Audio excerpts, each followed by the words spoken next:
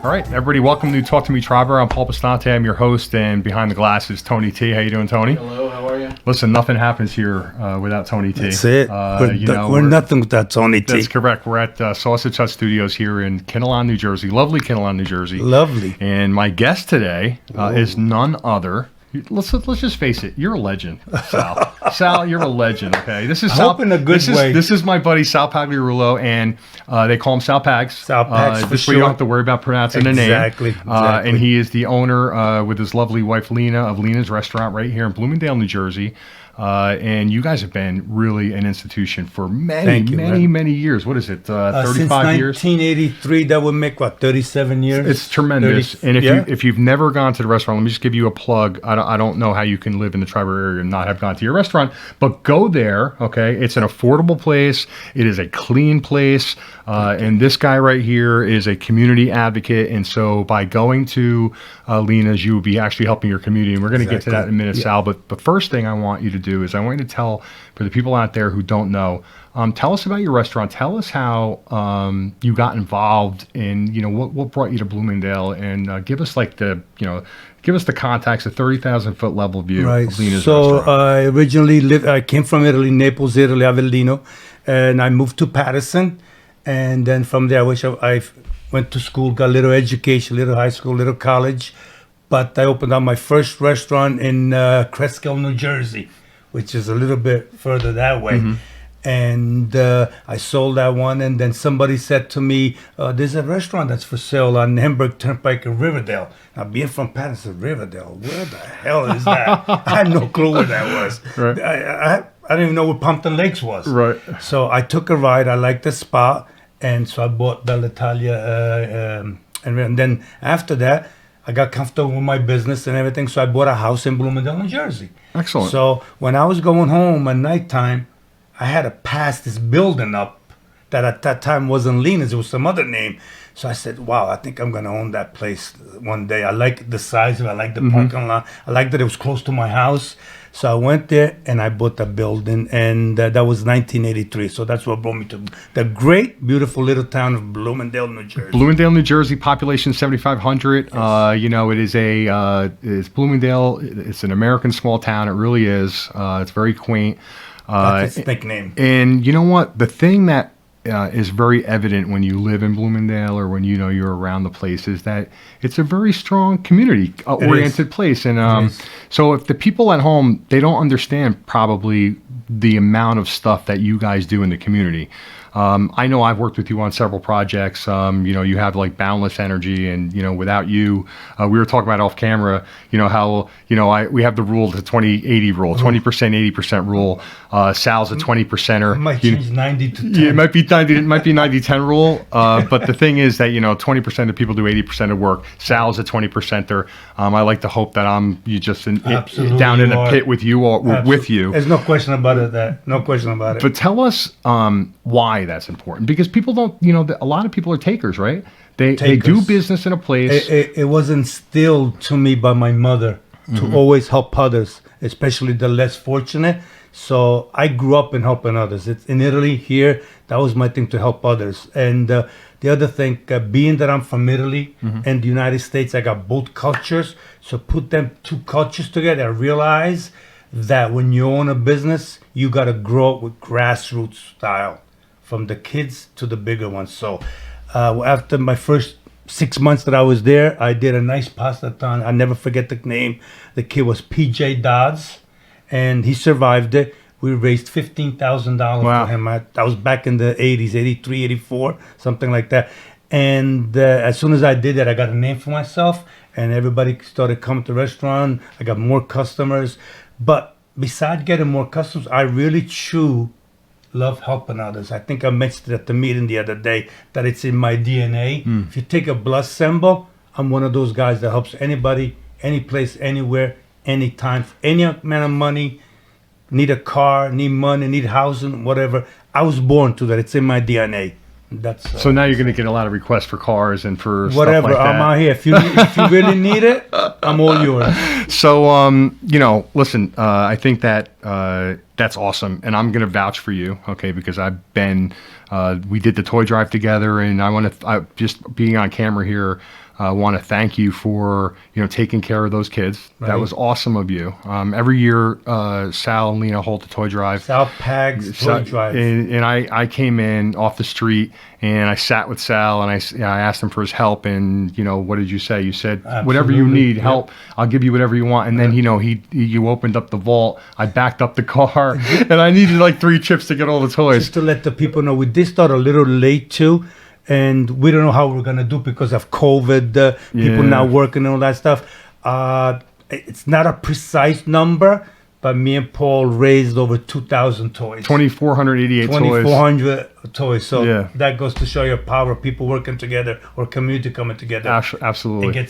We call it world domination. Yeah. And Can't get better than that. You're seeing the picture right now on your screen of all the toys. But let's shift away from that because you not only do a lot of community work with Lina's in the community in Bloomingdale, Triborough community, but you also do a vendor fair, and that's coming up on April 17th, right? Yep. Now tell people about that. Tell them about the event. Tell them what the nature of it is and maybe how they can get involved in it. The vendor fair was an idea that I got about a year and a half ago. Since there was no work, all the business had shut down, nobody was doing anything. So I said, you know what? There's the small business, which is they employ 80%.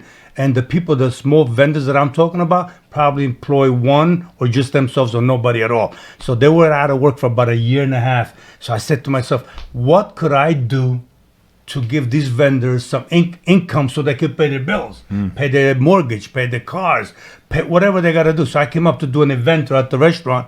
Last year, we did the first one. We had 22 vendors.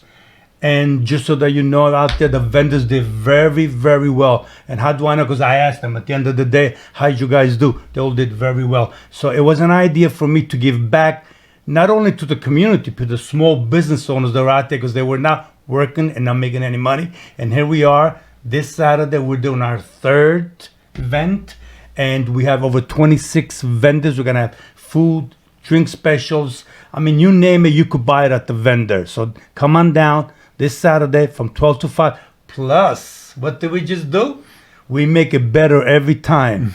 Every vendor event that we do, we make it better and better. So this year, I've had a DJ and a group that's going to play music. So we're going to have music from 12 to 5 o'clock all day long. And all this is free to coming in. You browse around, whatever you see, you like, you buy, and everything is very, very reasonable. And you're helping another small business person to stay in business for the next 2, 3, 4, 10 years for whatever. So, and that's an awesome assist. That's kick saving a beauty. yes. These people are struggling.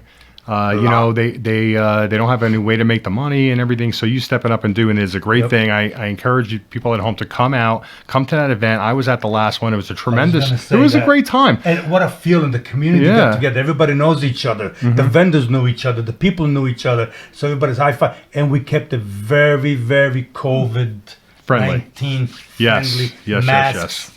Hand sanitizer everywhere, one entrance, one exit. So we kept it, and it was very, very good. This one is going to be the most successful because the last one we did was in November. And they got a little chilly, so the coffee and the hot chocolate was flowing. This time it's going to be the sodas flowing. All right, so listen, you're quite an entertaining guy. I try. Doesn't he have a great energy? I try my best. Tony T, this is probably the best guest we had up here, right, so far? Yeah, no doubt. It's funny that you said that. I've been doing a lot of these things. Yeah. And are you lying to me? They all tell me it was the best kid that they ever had. No doubt. And now I'm going to shift back to the restaurant because many people don't know that you guys actually you do catering there, and you host a lot of groups. They come in, right? You have the Chamber of Commerce there. And one group in particular, their sponsor on our show is Triboro Tips. This is a business networking group that gets together every other Thursday, right? They have exclusive business categories, and they trade business leads every Thursday. Tell us about that group and the nature of it. We had a few meetings already, and I could tell you the guys that are there, after the meeting, they're all very happy to be there. They all tell me it's the best groups that they ever belong to because they're getting a lot of tips, a lot of business, lot of. They really enjoy coming. First and foremost, because they like Paul, they like me, they like the food. But that's not why they come. They like it. They come for the scratch. They're coming because they're getting a lot of tips. I mean, everybody that's there is tips everywhere. They get jobs everywhere. No matter what you do, who you are, you're getting tips from that group. So, personally, I highly recommend to join that group. It's going to be worth your while, and it's going to make you money. And for the people who want to join the group, just go to www.triborotips.org, and you can fill out the application there. So last meeting we had a very special guest. And one of the things we like to do at our meetings, we like to have invite a guest speaker to come in, because one of the things about the group is that, there's a public speaking aspect to it. And we had a special guest, Butler Mayor, Ryan Martinez. Ryan Martinez. Now great personality, great person. And I noticed that after you sat down with him, and he, I did. So, he's the Butler Mayor. He's not the Bloomingdale mayor. And yet he was more than happy to sit with you, a Bloomingdale business, and talk to you. What did you guys talk about? Tell us what it's like. Tell us what Martinez is like. Ryan Martinez is a great mayor. He's a doer. I've been in town about 30 years. I probably never saw a mayor like Ryan Martinez. He's been mayor now 2 or 3 months, and he goes out there, he talks to business people, he talks to the homeowners, he goes and he checks the parks out. He's everywhere.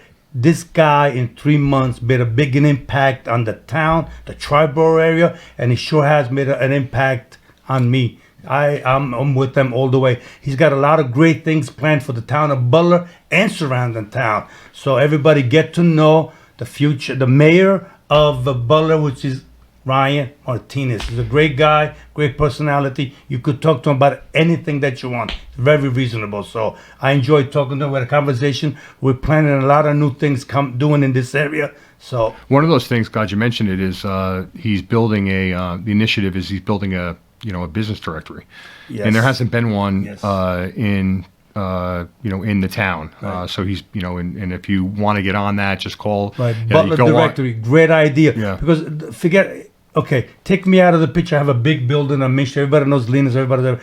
But you have, I think he said there's over 100 businesses signed up that are hidden in those office buildings underneath the basement. I hear. So you move into town and you say, okay, there's a business on Main Street. That's all you think there is. There isn't. Butler alone had, I think, 100 businesses signed up. So he's doing a great service, great idea. Whoever come up with it, he has implemented it for free, I might add, for free. Yes. And he's doing a great job because a lot of businesses are hiding. Not hiding, they're in an obscure location. You don't know where they are. So great idea. I hope if somebody doesn't do it, maybe I could do it for Bloomingdale. Do the same thing for Bloomingdale. Yeah. So, great idea. Ryan Martinez, the mayor to go to. All right. And so let me ask about the restaurant before we go. First of all, so great to talk to you. This guy's a local legend. This is Sal Pags. Thank you very much. You give us the web address for the restaurant. Oh, the restaurant, of course, everybody knows COVID-19 hit us. And I kind of watched the news a couple of days before, and I moved right into action. I implemented COVID-19 restrictions on my restaurant on March 9th of last year. Right away, I went into that. I 6 feet apart, but nobody told me to do it. Sanitize everything, nobody to do it. And right away, the following Wednesday, I implemented to go and pick up only. And within a month or two, which reminds you that we never did any pickups or to-goes or deliveries. We were the #1 restaurant in deliveries, pickups, in curbside pickups in the Triborough. Well, that's because the food is stupendous. It's stupendous. I had the chicken parm just the other day, and I'm like, it's one of those times when I got to the end, and I was sad, because I had no more left. It was gone. I wanted more. I was like, give me more. Small business owner during COVID times, you got to change your business plan. You got to move with the times. Yeah. I did, and it worked out fine. And then I started a program, which was a Sal Pags, Lina's Feed a Nurse program. I fed between 5,000-6,000 nurses for the whole COVID time. Tremendous. And that's what you got to do, guys. Don't sit back, small business people. Use your head. Go out there. Take action. So Sal Pags, I'm Paul Bastante, and we appreciate you guys being here with us on Talk to Me Triboro. What we talked about today was the vendor fair. That's on April 17th. Go to Lina's website. You can Google them. Just put Lina's restaurant. It comes right up, and you get information on that. And you can still get spots. You still get spots? I think so. Okay. I think so. And also TriboroTips.org, one of our sponsors. And for Sal Pags, Paul Bastante, and Tony T behind the glass. Everybody join. See you guys later.